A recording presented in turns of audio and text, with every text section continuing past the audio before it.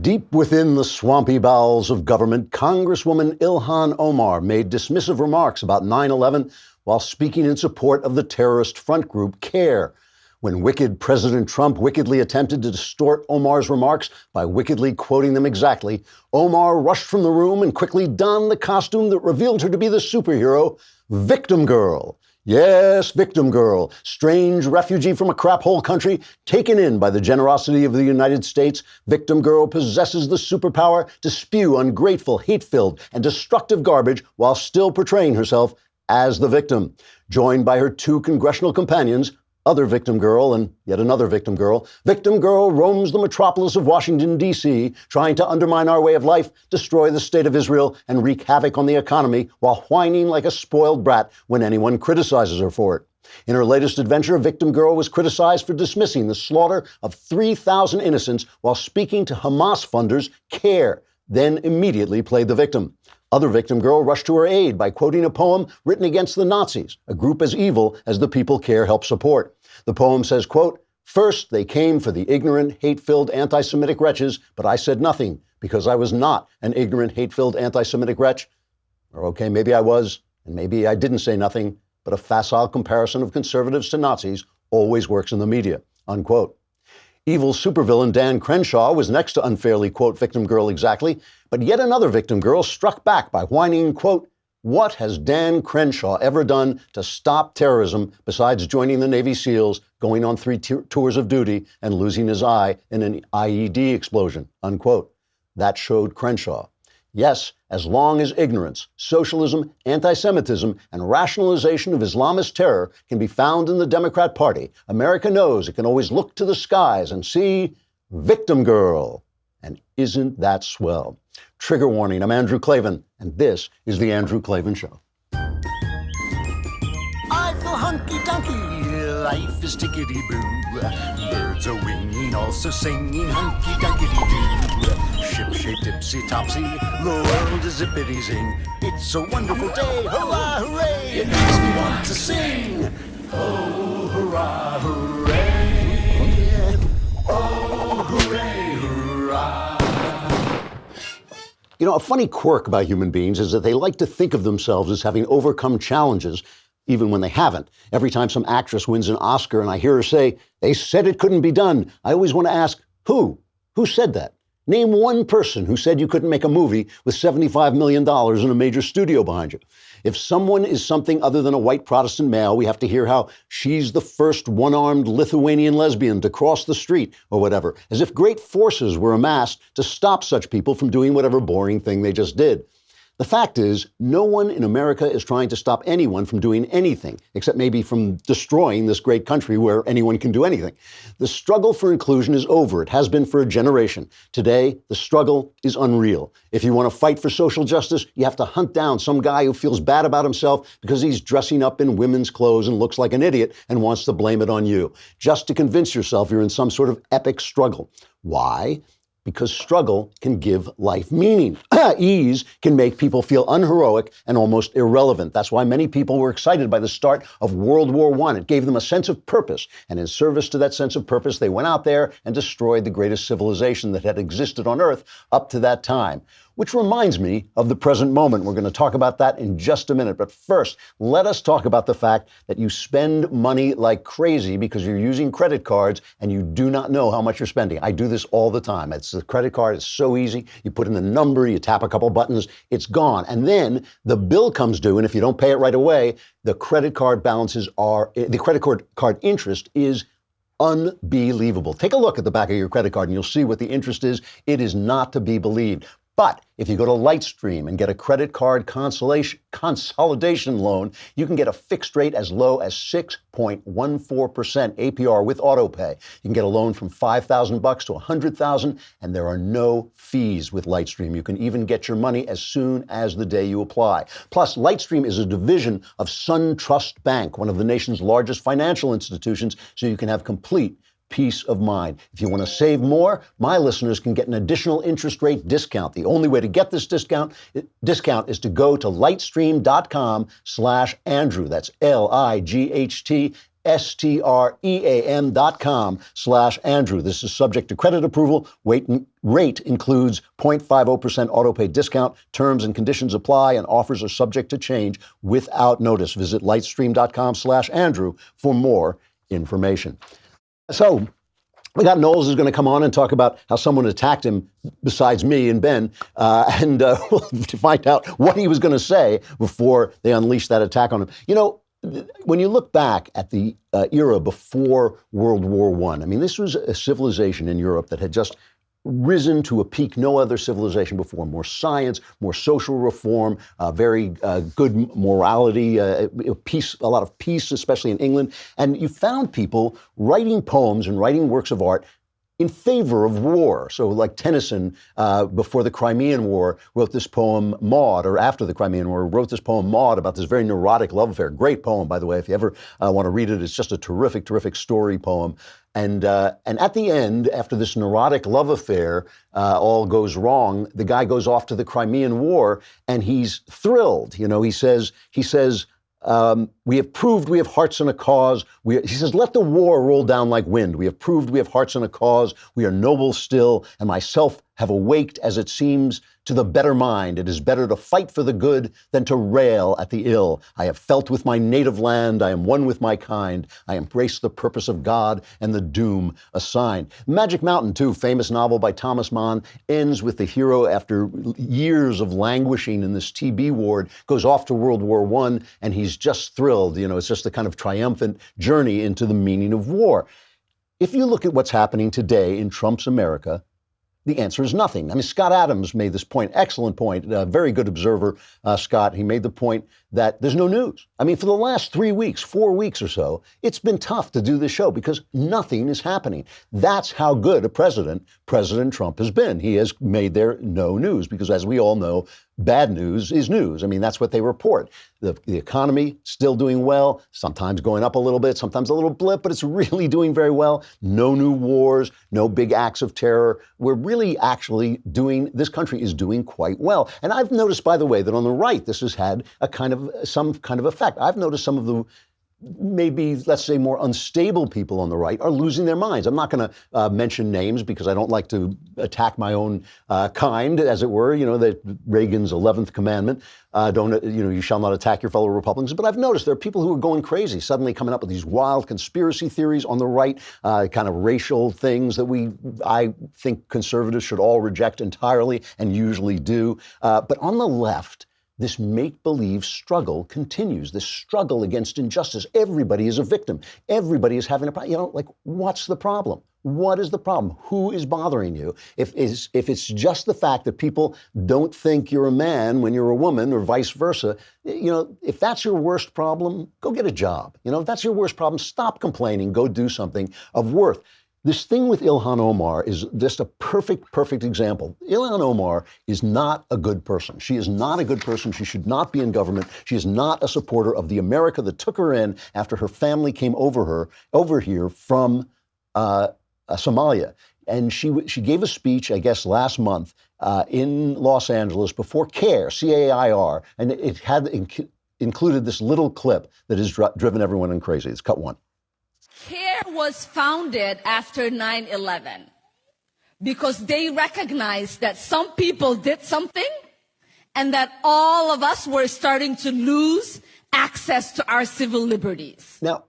Now, the thing that everybody's focused on, of course, is that dismissive some people did something, as if it weren't, 11 of her co-religionists who the something that they did was wipe out 3,000 innocent people and destroy one of the landmark buildings of the country. So that's the thing they got. But everything that she says is wrong. CARE was not founded after 9/11. It was founded in the 90s, 94, 93. And it's a Hamas front group. Hamas is a terrorist group. Who is it? Andy McCarthy over at NRO wrote a book called The Great Jihad, I believe. He details how they got together, the Hamas people got together and said, we got to sell this stuff in a way that is going to be appealing to America. We're going to sell it in terms of social justice and due process and resistance. And we know this because the FBI was listening in on their conversations as they were doing this. They formed CARE to do this. CARE worked its way into the government. They, under the Obama administration, CARE was advising the FBI. And finally, they were indicted. They were not indicted. They were named as unindicted co-conspirators in a scam to funnel money to terrorist groups, including Hamas. But they are Hamas. CARE is a terrorist front group. So everything she did in there is despicable. It's not just that little remark. But Trump responded by posting this video of her saying some people did something and then showing the horror of 9/11. And so now she's the victim. All of a sudden, I don't have to say this, but it's whether the politicians or the media, whether it's Democrat politicians or the media, but I repeat myself because they're the same people, they have the same talking points. Oh, this is putting her in terrible, terrible danger. It's not. It's holding her responsible for her point of view. It's victim girl. So Alexandria Ocasio-Cortez, we'll just use her as an example. She went off on the New York Post because they posted a headline with the 9/11 pictures. And AOC is appalled that she's shocked to find that anyone should hold Ilhan Omar responsible for her words in this casino. The level to which Republican and conservative groups, whether they are official party apparatuses, sending out emails, calling me and others domestic terrorists, or whether it's Rupert Murdoch of the New York Post printing on the front page to circulate all around New York City an image that is incredibly upsetting and triggering for New Yorkers that were actually there and were actually in the radius, that woke up one morning or were in their schools and didn't know if they were going to see their parents at the end of the day. To elicit such an image for such a transparently and politically motivated attack on Ilhan, we are getting to the level where this is an incitement of violence against progressive women of color. Everything about this is opposite day. Everything about it is opposite day. I'll talk about it in just a minute, but first let's talk about calming comfort. It's wonderful on the show. I got all these sleep aids, and I never sleep, but they do make you comfortable even when you're lying awake. And calming comfort is a weighted blanket. It is perfectly designed to make you feel like you are being hugged and comforted. People come in my house, they see this. At one point, they saw it draped over a chair, and people were trying it on, going, "Ooh, this feels so good." Calming comfort is designed with high-density comfort fill to provide exactly the right amount of weight to help relax your body. It mimics the soothing feeling of being hugged for less stress and a restful night's sleep, or if you're me, for a restful night lying awake. The Calming Comfort weighted blanket comes with a 90-day anxiety-free, stress-free, best night's sleep of your life guarantee from Sharper Image. And right now, just for our listeners, you can go to calmingcomfortblanket.com and use the promo code Andrew at checkout to receive 15% off the displayed price. Again, that's calmingcomfortblanket.com, promo code Andrew. And because you can't put a price on a great night's sleep, go online now at calmingcomfortblanket.com and use promo code Andrew for your special discount today. Everything is wrong about that AOC quote. It's not. She says, it's so triggering to bring up 9/11, but it's not triggering to dismiss 9/11 in front of a terrorist front group like CARE. That's not triggering. And then she goes off on Dan Crenshaw, on Congressman Dan Crenshaw. She sends out a tweet to Crenshaw, who also criticized Ilhan Omar. She says, "You refuse to co-sponsor the 9/11 Victims Compensation Fund, yet have the audacity to drum resentment towards Ilhan with completely out-of-context quotes. In 2018, right-wing extremists were behind almost all U.S. domestic terrorist killings. Why don't you go do something about that?" So this is AOC, whose biggest fight, whose World War II is this climate hysteria hoax. This is her big fight, right? And here's Dan Crenshaw, Navy SEAL, and she's saying to him, why don't you do something about terrorism? Here's his response. It's almost not worth responding to, okay, but let's unpack this. Okay, so she thinks that co-sponsoring a bill, by the way, that isn't out of committee yet, means that's how you're defending 9/11 victims. Last I checked, I I thought I did defend 9/11 victims. I went overseas and tried to make sure that this attack never happened again. Exactly. And made sure to take the fight to the enemy that committed it. It's not just her either. It's also her counterpart in New York, Max Rose. I mean, the fact that they would double down on this and try to provide cover for Ilhan Omar, when all you have to do really is say, hey, you know, she misspoke, or maybe she didn't mean it that way. Why don't you say that? Well, they don't say it because it's not true. She didn't just misspeak, and I'll show you that in just a minute. I'll prove it to you in just a sec. But the thing that's so wonderful, because it really does go back to the 60s and this kind of upheaval we had in this country when the children of the people who won World War II, the children of the people who ended segregation, the children of the people who actually transformed this country, brought this country into the 20th century and out of the blood heap of the 20th century into the preparation for this revolution that we've had that has made everybody so much richer, so much more comfortable, so much more attached and connected and all this, that the children of those people, instead of going to war in Vietnam, burned their draft cards, burned their bras, made a big fuss about what a wonderful, major struggle they were in against injustice, while other people went off to Vietnam and fought a very, very difficult war that actually did curb Chinese imperialist aggression. The Chinese looked at us in Vietnam and said, if these people are crazy enough to spend that much blood and treasure on Vietnam, maybe they'll do it anywhere. Maybe we should just dial it back. And it really did work. I mean, it really, I'm not even going to say whether the war should have been fought at all. I don't know exactly, but it seems to me that the effect of that, those people were doing a lot more. It's that virtue signal, that need for meaning that comes from fighting evil. I mean, there's a lot of this in our society right now. But and look, it's amazing to me. None of this would be so bad. I don't mind Democrats protecting Democrats. But it really is terrible that the media chimes in, that the media is now the cover-up artists. They're the people covering up for the FBI. They're the people covering up for John Brennan. They're the people covering up for the assault on our electoral system from the Democrat Party. And they're the people saying that, listen, Ilhan Omar is an elected official. She made despicable comments to a despicable group in a despicable cause. It's one thing for the Democrats to gather around her, the AOCs and the Rashida Tlaibs. It's one thing for them to do it, but for the media to do it, to chime in the exact same words with the exact same ideas, that is seriously a problem. Just as an example, they're all doing it, but here's Brian Stelter. These viral videos and tweets are how we argue about the future of America, but so much of it is based in bad faith. These outrage cycles corrupt us. Omar's comment was used as a weapon against her, including by President Trump, who has pinned this anti-Omar video to the top of his Twitter page. But there's something bigger going on here with this story. It tells us something about the right-wing rage machine and about how news priorities are set. The history of the United States is a tug of war over who belongs and who's equal and who has power. It's the biggest story of all. And yet, those of us in the press oftentimes cover this just in tiny, discrete bits. We put a very small frame on the biggest story. I think we do a much better job when we widen way out. And part of widening out involves showing, where did this controversy come from? How was it created in the first place?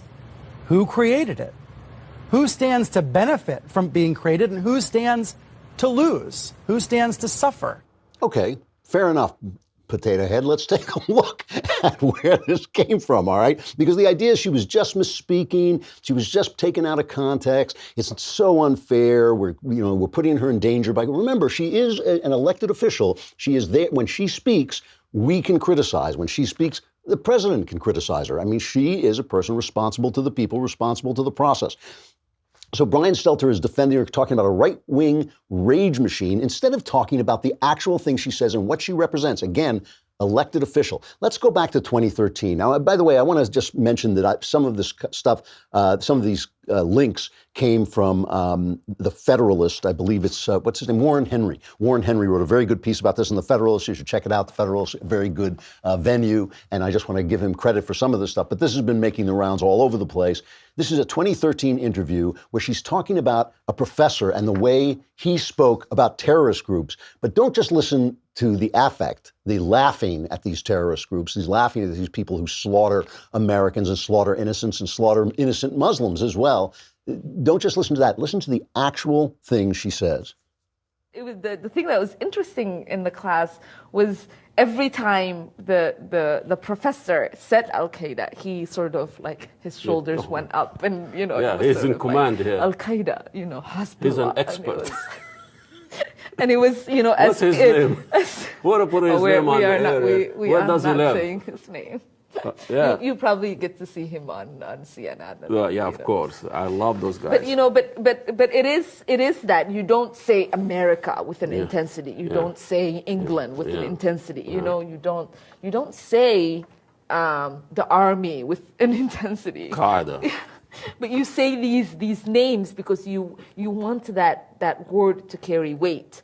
You want it to leave something with. Yeah, with it has a cultural meaning, not just political exactly. meaning. So it's said with a deeper voice. So what she's saying is that a weight of guilt, a weight of fear, a weight of terror is being put on these terrorist groups. Why isn't that being put on America and on England and on the U.S. Army? Why aren't they the same as Al-Qaeda and Hezbollah? That is what she's saying. And if you doubt that, here's one more cut that I took from the same interview of her basically blaming America for terrorism. And this is a woman, again, taken in from Somalia. She works her way into the United States Congress. This is the kind of welcoming country she's come from. She talks about democracy. Now she's suffering democracy, which is the fact that we get to criticize the words that come out of her mouth without being called right-wing rage machines, without being blamed for the death threats. And of course, death threats are always wrong. You shouldn't be threatening her. No one should be threatening her. That has nothing to do with it. But criticizing her and threatening her are not the same thing. Just listen to what she's saying here, though, about who's to blame for terrorism. Nobody wants to face how the actions of the other people that are involved in the world have contributed to the rise of the radicalization and the rise of terrorist acts. So usually most people want to not look internal and see what about their actions that makes another react. You know, for us it's always I must have not done anything. You know, why is this happening to me? And nobody wants to take accountability of how these are byproducts of the actions of, our involvement in other people's affairs. These are byproducts. Terrorism is a byproduct of our involvement in other people's affairs. I mean, so she's talking in defense, in rationalization of people who have kept their own people in poverty in order to support their violent power with dreams of slaughtering the Israelis, of pushing the Israelis into the sea. That is what they've been selling to these people who could have become part, just like everybody else who was displaced during this period of time in history. Everybody else was displaced. Everybody else has found their way except for these people because these terrorist groups keep them as essentially as pawns in a political game, and she is blaming that on America and England. She, who has benefited from the kindness, the generosity, the democracy of America, she is not the victim. She is an appalling person. She's an appalling person with an appalling philosophy who should be bounced out of Congress. If Nancy Pelosi had the power that she pretends to have, she would get her out of Congress. She does not belong there. No one should be threatening her. No one should be attacking her in any real way, but to criticize her and to point out what an appalling human being has gotten into the United States Congress is not bigoted. It's not wrong. It's exactly what democracy is supposed to do. So the struggle is not real. Her struggle is not real. And I want to talk about why people have to pretend there's a struggle and what you can do about it in just a second. But first, let us talk about Wise Foods, because I am the opposite of paranoid. I'm never worried that, terrible things are going to happen. But Wise Company develops freeze-dried food that's easy to prepare and can be stored for up to 25 years in case of an emergency, right? I live in an earthquake zone. You never know when there could be an emergency. It doesn't have to be the apocalypse. It can just be a hurricane, tornado, earthquake, flood, wildfire, all the things, power outages, even a job loss where you don't have enough food. Wise Company provides the food that you need, freeze-dried food for emergency preparedness and outdoor use. Wise Company meals are designed to protect your most valuable asset, your family. You need them. They're really good to have around just in case. This week, my listeners can get any Wise emergency or outdoor food product at an extra 25% off the lowest marked price at wisefoodstorage.com when entering Klavan at checkout. Wisefoodstorage.com, enter Klavan at checkout, and shipping is free. Wise has a 90-day, no questions asked return policy, so there's no risk in taking the initiative to get yourself and your family more prepared today. That's wisefoodstorage.com, promo code Klavan to get any Wise emergency or outdoor food product at an extra 25% off and free shipping in any emergency. What you need to know is how to spell Klavan. It's Klavan. You know, I think it's Pete Buttigieg, who's the latest of the 550 Democrats to, enter the race. He's now declared, this is the Indiana mayor, he's now declared that he is running for president, and he made this big speech. I don't know, did we play this? I don't think we've played this speech on this show yet, where he's gay, right? So he's the first mayor, South Bend, Indiana, and where Mike Pence, our vice president, was the governor, right, of Indiana. And he makes this speech about how Mike Pence is hounding him because Mike Pence is a traditional Christian who believes that marriage is between a man and a woman. So this is not his announcement that he made yesterday, I believe it was, that he's going to be president, but this is earlier. And listen to this. My marriage to Chasten has made me a better man. And yes, Mr. Vice President, it has moved me closer to God. You may be religious and you may not. But if you are, and you are also queer, and you have come through the other side of a period of wishing that you weren't, then you know that message, that this idea that there is something wrong with you, is a message that puts you at war not only with yourself, but with your Maker. And speaking only for myself, I can tell you that if me being gay was a choice, it was a choice that was made far, far above my pay grade. And that's the thing I wish the Mike Pences of the world would understand. That if you got a problem with who I am, your problem is not with me. Your quarrel, sir, is with my Creator. So he's setting up, the struggle is not real. He's setting up this thing in which Mike Pence is somehow attacking Pete Buttigieg, a mayor with whom he got along when he was in office. I mean, Mike Pence is just trying to go around practicing his religion, and this guy's saying, your quarrel, sir, it's with my Creator. And Pence is like, what the hell is he talking about? Here's Pence. I think Pete's quarrel is with First Amendment. All of us in this country have the right to our religious beliefs. I'm a Bible-believing Christian. And is that belief that my wife and I are Bible-believing Christians. We cherish our faith. We put our trust in God's word, as do tens of millions of Americans. And I think as he seeks the highest office of the land, as he seeks to be that person that takes the oath of office to uphold the Constitution, he'd do well to reflect on the importance of respecting the freedom of religion of every American. The struggle is not real. I mean, the guy's running for president. He's gay. 10 years ago, maybe so. Maybe that would have been a restriction on him.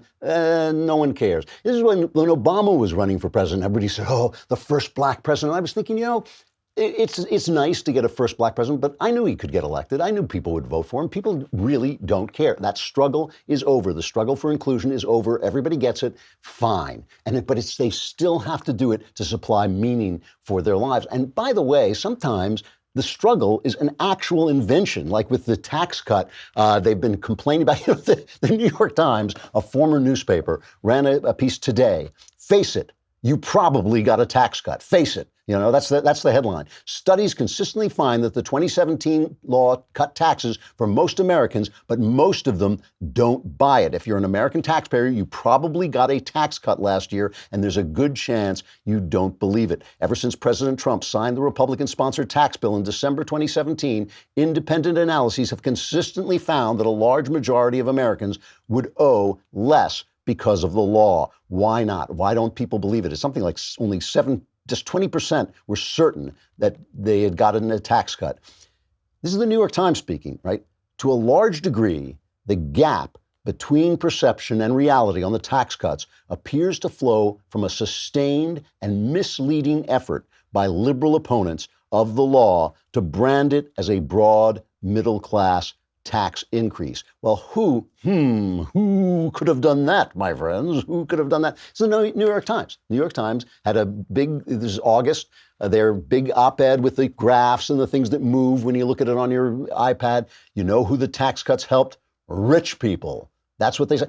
And they're bragging about it. Matthew Iglesias, who is a blogger and a journalist, right? He sends out a tweet. He says, nobody likes to give themselves credit for this kind of messaging success, but progressive groups did a really good job of convincing people that Trump raised their taxes when the facts say a clear majority. He's congratulating himself for lying. You know, here's the thing. Here's the reason people want this struggle to exist. Many great acts of heroism are essentially what you might call negative goods. Policemen, firemen, soldiers, they all do things that prevent or stop evil. The meaning of what they do derives from the evil that they prevent. It's a negative good. They're not adding to life. They're preserving life from the evil that threatens it. In the absence of evil, in the presence of peace, meaning comes from something else. Where does it come from? It comes from creation, the creation of children, the creation of families, the creation of businesses, the creation of new inventions, marriages, life, art, all these things that are part of the process, the deepest meaning of life. The deepest meaning of life are creations. The left doesn't even want us to do that. Listen to Bill Maher talking about the things that matter, the creation of life. Wouldn't it be nicer to just have fewer people around? You know, it's no secret that there are a lot of Jewish people in show business. So on days here in Hollywood when it's a Jewish holiday, the traffic, delightful. Delightful. That's what we should be shooting for, to make every day look like a Jewish holiday in Los Angeles.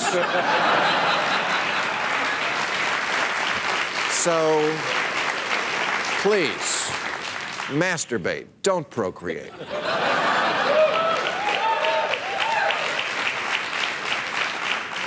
Yank it until Trump is throwing paper towels at you.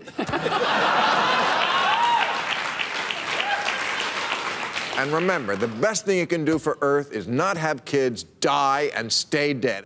See, really, once you understand that creation is what life is about, you can find meaning without evil. You can find meaning without struggle. You can find meaning. There's always going to be struggle. There's always going to be evil. But you will find meaning in doing the things that human beings were made to do: make families, make businesses, make new people, make a world, make art, make the things that you are made to make. It's inside everybody to make something. And I think that's where you're gonna find your meaning. These guys are so against life. They're so against life that they cannot find it without a struggle. All right, we got Michael Knowles, if he survives. We've hired people to take him out, but we so far haven't hunted him down. But he will be here in just a minute. I got to say goodbye to Facebook and YouTube. Come to dailywire.com and subscribe for a lousy $10 a month, a lousy $100. You get the whole year. The Leftist Tears Tumbler, the mailbag, all those good things. But we got to say goodbye now, so come to dailywire.com and watch the rest of the show right there.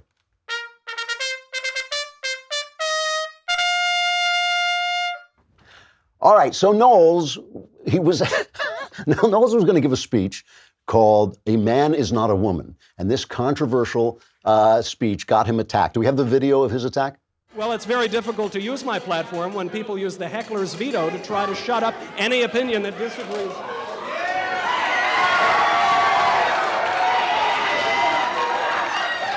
I didn't think I was this intimidating.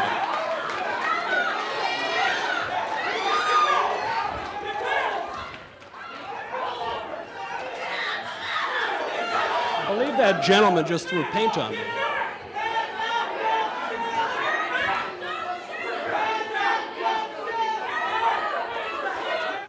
So, first of all, welcome back. Hey, I'm glad you're all right. That actually ticked me off. I got to be honest with you. You and I are going to give Texas A&M, right? We're going to give a joint speech, and I want you to know that I will use you as a human shield. I think it ticked you off because you saw it was a harbinger of things to come. So I'm speaking with this guy in 3 days. I thought I paid that guy enough to really douse you with that stuff. Darn it. Good help is hard to make. What on earth? First of all, I cannot believe the reaction from the school.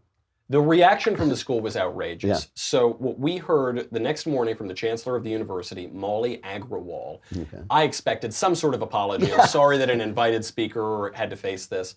No. He began by smearing me as some sort of bigot because I said that men are not women. You SOB. Monster. Then he said that my stated opinion does not go along with the school's commitment to diversity and inclusion, which is very funny because I said that there is a diversity of sexes. There are men and there are women. Right, exactly. And he said it doesn't go along with diversity. That everybody's the same. Everybody's the same. Yeah. And then he said that my opinion was extreme, that men are not women. So he smears me as a bigot. The part that really got me, though, I expected that from a leftist idiot administrator. Yeah. The part that really got me is he said that the protesters in the room behave just delightfully. They're screaming when the guy comes in. From the very minute that I came on, Yeah. they are screaming like banshees. You can't really hear it that well in the video. People in that room could not hear my lecture. Yeah. They came up to me after, they said, I hope that you recorded the audio because I couldn't hear it in the room. They screamed nonstop for about 20 minutes until they got up and then one of them sprayed me with some strange smelling chemical. It is just bizarre, and all they do is complain about what victims they are. Like I was just talking on the show about Ilhan Omar, oh, I'm such a victim and all this. The only people who ever get attacked are people wearing MAGA hats and you and like Ben and They put it actually in this missive they sent out. They said, we're going to have a walkout in the first 10 minutes of Knowles' talk, but it has to be a silent walkout, or else you're putting transgender people at risk. Huh? Meanwhile, yeah, I don't quite understand how that, but then meanwhile, one of their activists came in and squirted me with some weird smelling substance. Luckily, it wasn't, initially we heard it was paint, then we heard it was bleach, then we found out it was some non-toxic assembly of chemicals. So what were you going to say? I mean, I was going to say the most outrageous and radical statement you can imagine. This talk has been portrayed in the media as an anti-transgender talk. Right. Now, of course, they don't know whether it was or not because I never got to give the talk, even though they said that there were all these lines. The talk itself is about the evolution of gender ideology, how we got to the point that the statement, men are not women, has to be defended. If you took a time machine back 5 years ago and you told someone that it would be a controversial topic to say that men are not women, they would laugh in your face. Right. But somehow, in the last 5 years or so, this has become the central, most controversial statement you can make. And this owes a lot to the development of gender ideology over the last 20 years, the intersectional ideology, and to the rise of second wave and third wave feminist ideologies. Yeah. Ironically, of course, this new evolution to say that there is no such thing as men or women is not an advancement for the gender ideologues. What it does is actually destroys the categories.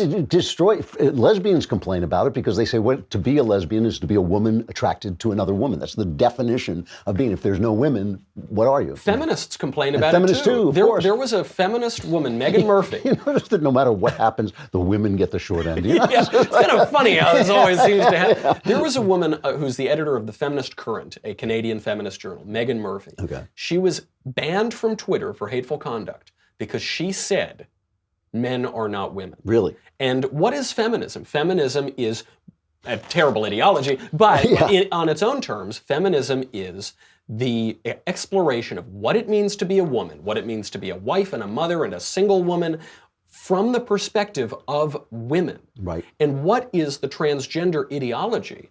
It is defining womanhood from the perspective of men. It is the literal inversion of decades and decades of feminism. It's also the level at which I think there are some interesting questions that you can ask about gender, where it starts, where, how much of it is nature, how much of it is cultural. All those things are things that intelligent people can converse about. But this idea that you should be shouted down for saying men are not women, it is this thing about finding anything to make you feel that you are in a fight for justice. Yes. Nobody's in a fight for justice in this country. There may be two guys who were arrested by the wrong, for a wrong crime, who are in a fight for justice, but there's nobody who's being oppressed in this country. Well, this is what I told this gaggle of mostly white liberals, because it's always white liberals. It's always white liberals, I know.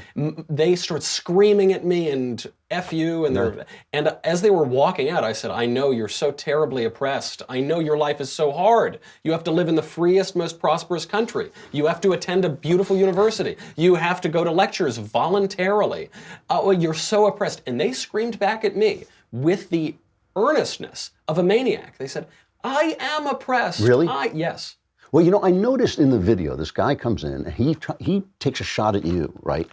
And the cops do what they have to do. They wrestle them down. They don't know what's in that jar, right? They want to go home to their wives and kids. So they wrestle them down and they start screaming, hands up, don't shoot. So the whole thing, so wait, I mean, hands up, don't shoot, something nobody ever said, right? It was a complete hoax to begin with. Completely made up. Right. And this is the attacker. He's the assaulter. So it's like a complete fantasy world they're living in where they're oppressed because somebody was stopped from attacking you. That's exactly right. He's got this, and by the way, the attacker, I should point out, he sprayed me with a non-toxic substance. He clearly intended it to be interpreted as a dangerous chemical. Right. That's why it had a very strong smell. That's why it had a very strange color to it. And that's clearly what the police thought was going on as well. Luckily, they were so professional, they took him out within seconds. And then because he failed, because one, he didn't have a hazardous chemical, and two, he wasn't even able to spray his hoax chemical. Right. They claim victimhood again. They actually said, the Kansas City Star sent out a piece the next day. They said, the protester probably wanted to be attacked. Then they quoted a bunch of students. I kid you not. You, not the protester. I'm sorry, the speaker yes, wanted to be. The speaker wanted to be attacked. That's like you wore a short skirt, so you deserve to be raped. That's I wonderful. was asking for it. Yeah, wow, that is wonderful. That's what they said. Wow. The students came out and they said, this speaker targeted our school because he wanted to make us look bad. Yes, which they made it easy. They did. They sure did. By the way, I was invited to the school. I didn't say, please, please, University of Missouri, Kansas City, let me fly to the middle of the country, please, to give a speech. That's unbelievable. This is, I mean, and really, like a newspaper attacking free speech.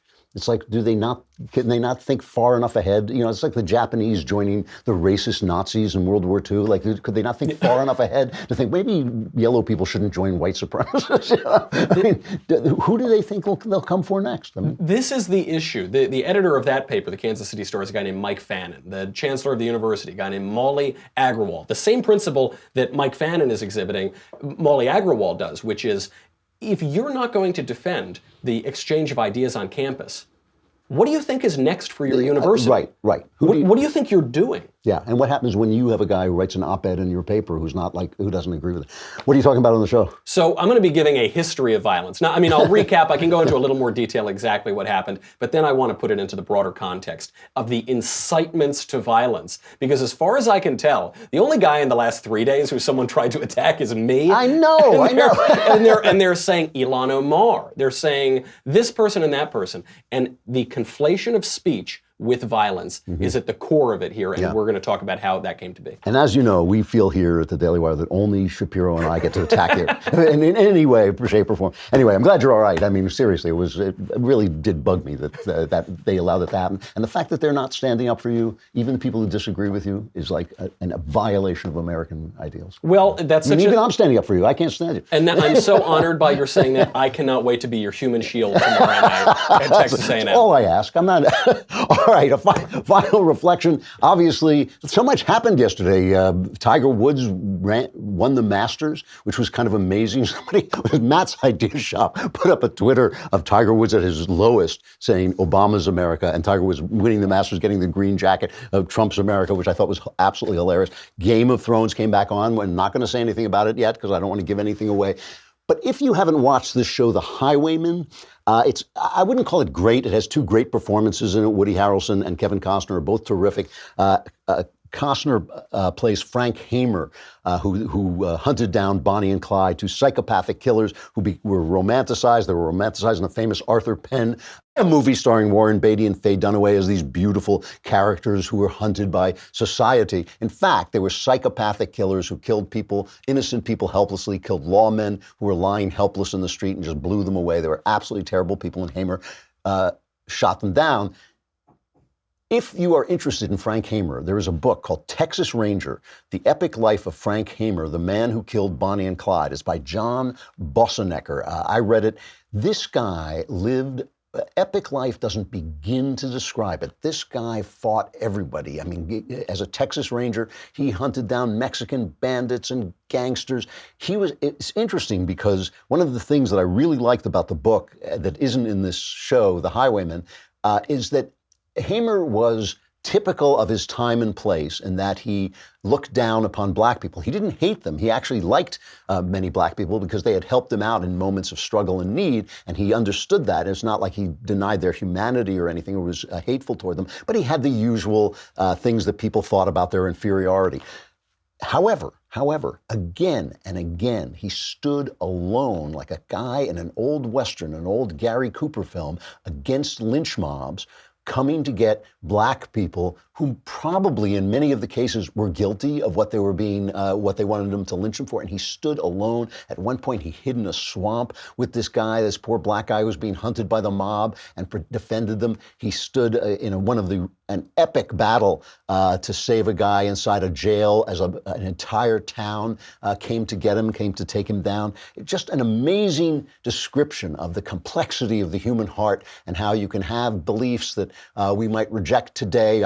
I would reject them today, certainly, and yet still do the right thing because you believe in justice. The show is called The Highwaymen. It's entertaining. It's a little too long, about 15 minutes too long, but it's entertaining and really interesting, really well done, very beautifully directed. But the book, if you just want to know more about this epic life, it's called Texas Ranger, The Epic Life of Frank Hamer, the Man Who Killed Bonnie and Clyde. It's by John Bossenecker. I read it. I really enjoyed it. All right, so Knowles and I are off to Texas. We'll be speaking at Texas A&M, and then I'll be speaking somewhere else, Dallas somewhere. Who knows where I'll be? I may just have to put Knowles in my suitcase to keep him as a human shield. But I will be back here. I'll be broadcasting from the road by remote, and I'll be back here Thursday, and I will see you tomorrow from the road.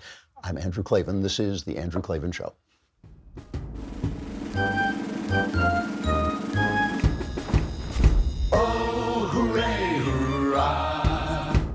The Andrew Klavan Show is produced by Robert Sterling. Executive producer, Jeremy Boring. Senior producer, Jonathan Hay. Our supervising producer is Mathis Glover, and our technical producer is Austin Stevens. Edited by Adam Sayevitz. Audio is mixed by Mike Cormina. Hair and makeup is by Jesua Alvera. And our animations are by Cynthia Angulo. Production assistant, Nick Sheehan. The Andrew Klavan Show is a Daily Wire production. Copyright Daily Wire 2019.